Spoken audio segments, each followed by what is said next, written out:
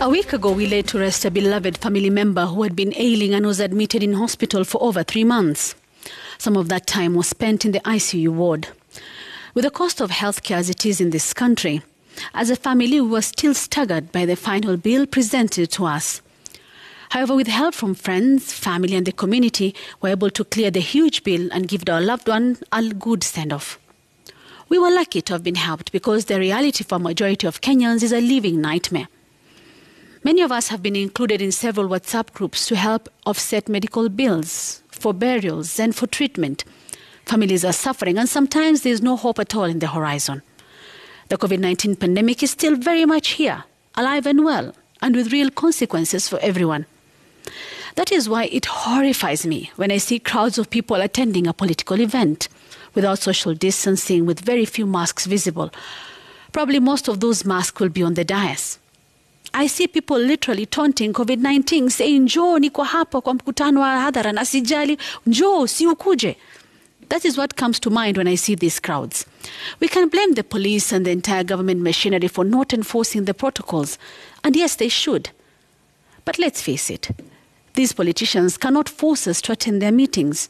We willingly take ourselves to them, not caring that you may walk out of there with the virus. Many Kenyans have not yet got the all-important shot in the arm.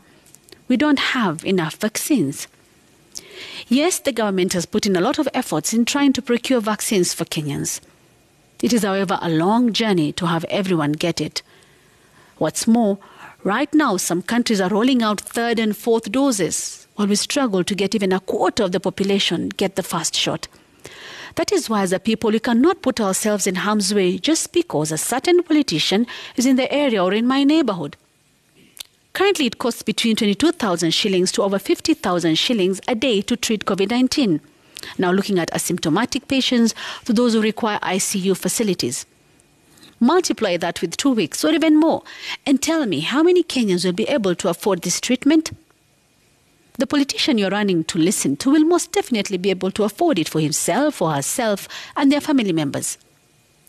Kenyans forget so quickly. We have all seen or heard of people we know dying from the disease.